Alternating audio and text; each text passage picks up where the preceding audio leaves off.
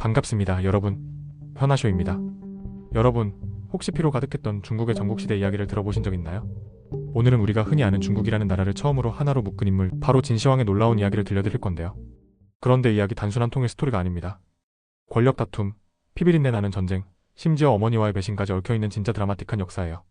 기원전 3세기, 중국 대륙은 전쟁으로 하루도 조용할 날이 없었고 밭에는 농부가 아닌 군인들만 가득했죠. 그렇게 나라들이 서로 물고 뜯던 와중 서쪽의 작은 나라 진에서 한 소년왕이 등장합니다. 그가 바로 훗날 진시황이 되는 영정이에요. 오늘은 그 영정이 어떻게 어린 시절의 두려움 속에서 세계 최초의 병마용을 만들고 마침내 전 중국을 통일했는지 끝까지 들려드릴 테니 절대 채널 고정해주세요. 그리고 끝까지 보신 분들은 아시죠? 구독과 좋아요는 영상 제작에 큰 힘이 됩니다. 그럼 본격적으로 시작해볼까요? 당시 중국 대륙은 주나라의 봉건제가 무너지면서 완전히 찢어져 있었습니다. 진초, 연조, 한, 위제 이렇게 무려 7개의 강국이 서로 천하를 차지하려고 싸우고 있었죠. 특히 이 시대를 전국시대라고 부르는데요. 그만큼 전국 곳곳이 전쟁터였다는 뜻이에요.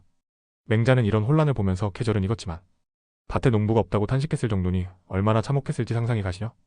바로 이런 암울한 시대에 진나라의 수도 함양에서 소년왕 영정이 왕위에 오릅니다. 하지만 왕이 됐다고 해서 그가 곧바로 권력을 쥔 건 아니었어요. 오히려 어린 영정은 매일 살아남기 위해 벌벌 떨어야 했습니다. 그의 어머니 태우는 권력을 위해 여불이라는 승상과 손잡고 있었고 심지어 몰래 또 다른 남자와 관계를 이어갔다는 소문까지 돌았어요. 사마천의 기록에 따르면 이 권력 다툼은 결국 피바람을 몰고 오게 됩니다. 하지만 영정은 이런 혼란 속에서 조용히 칼을 갈고 있었어요.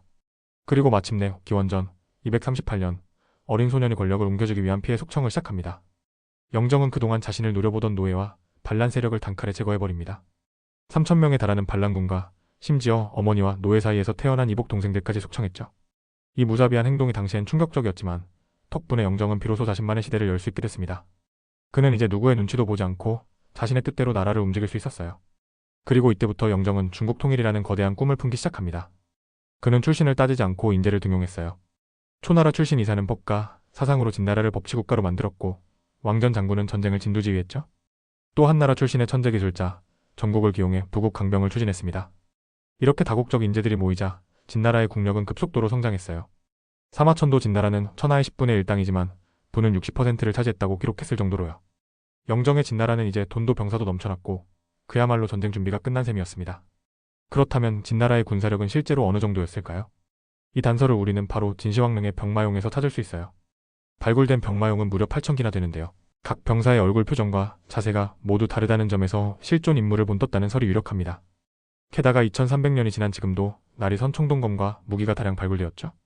당시 진나라는 무기 제조를 대량화했고 이미 철기를 표준화한 최초의 국가였습니다.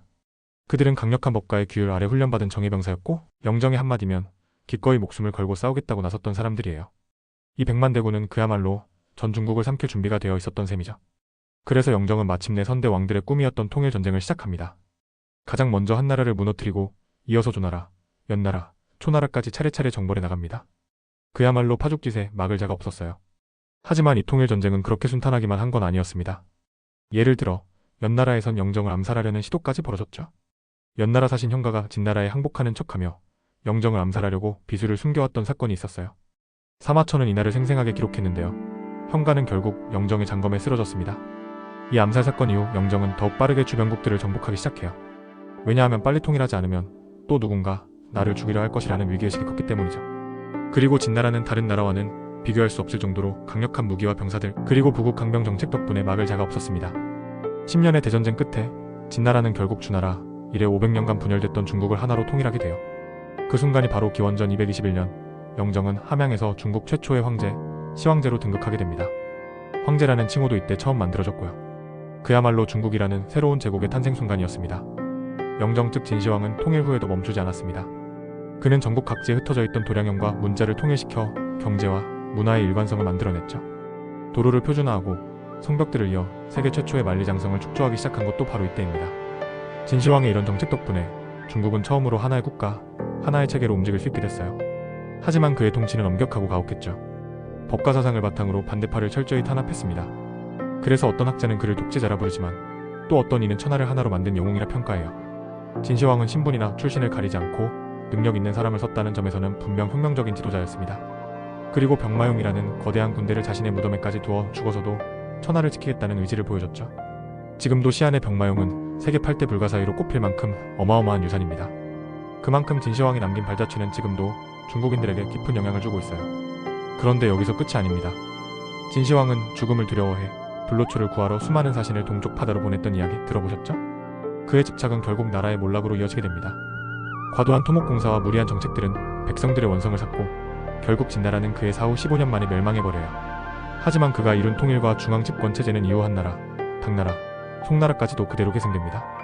즉 진시황은 비록 짧은 제위였지만 중국이라는 나라의 틀을 만든 시초였던 셈이에요. 그래서 현대 중국에서도 진시황을 두고 호불호가 갈리지만 중국 최초의 황제라는 타이틀은 누구도 부정할 수 없습니다.